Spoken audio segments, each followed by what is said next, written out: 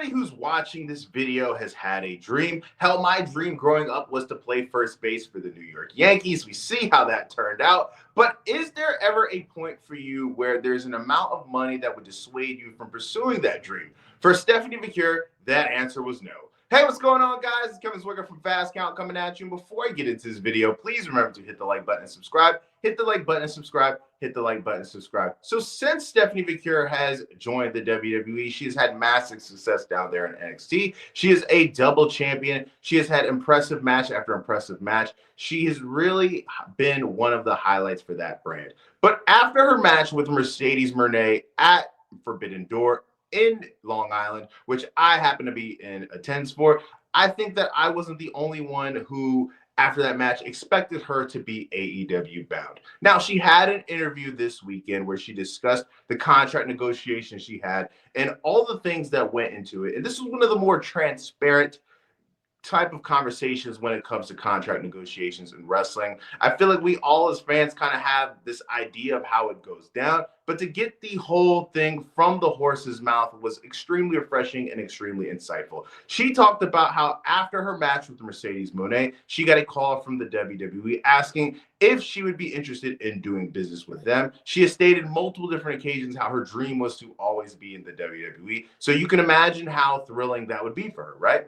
Then she goes on to talk about how, she's at that time, she was under contract with CMLL and she was also under contract with New Japan. So she had two titles at the time representing each of the company. So she had a lot on her plate at the time. And she asked her boss at CMLL, could she fly out to Toronto because WWE wanted her to be there? She got her blessing. And then at that moment, she thought that when she said she got an offer from that company, her boss thought it was AEW because that's where we all kind of thought the direction was heading that she was going to go to, right? And she told her it was WWE. She flew out to Toronto. AEW at the time offered her to fly her out and spend, money on her hotel room. She declined because she didn't want to favor one or the other. Then WWE came a-crawling.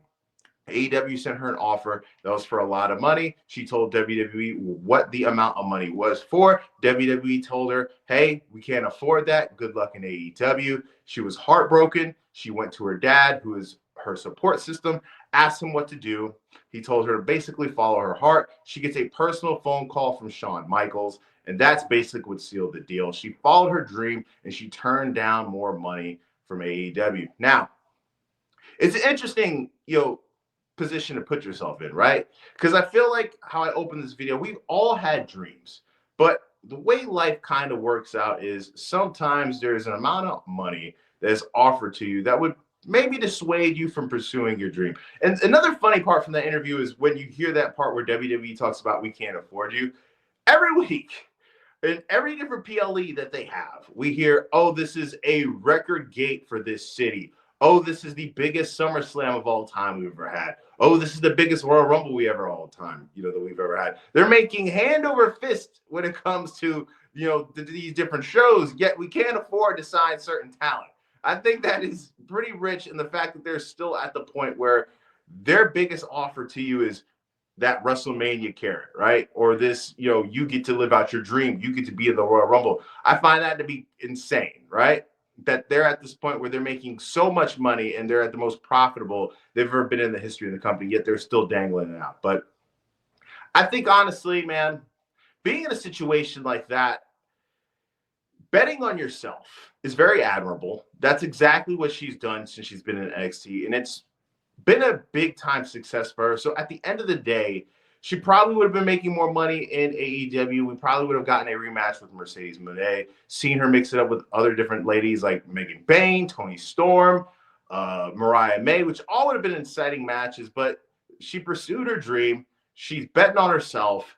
Everything has been a success. Everything has pretty much played out the way it's supposed to be. And you can't blame somebody for betting on themselves instead of taking the money. Now, I know for me, you put a bunch of zeros in front of my face, certain dreams can change, but that's just me, right? And I'm sure some of you could agree with that, and others would have taken the Stephanie route. But it's just interesting, I would highly recommend you guys reading this interview. It comes from Fightful and Sean Ross Sapp, and she had it on an interview with a radio show. The name of it escapes me. I should have sat there and wrote it down. But it was very insightful. You guys should check it out. And let me know what you guys think in the comment section. Do you think that she made the right decision choosing WWE over AEW? If you were put in that position, would you take the money or would you bet on yourself? Let me know. WrestleMania is next weekend, guys. We'll be having wall-to-wall coverage on both night 1 and night 2. So check out the live show that will be following immediately both nights. Guys, remember to like the video and subscribe. Like the video and subscribe. Like the video and subscribe. I am Kevin Zwicker.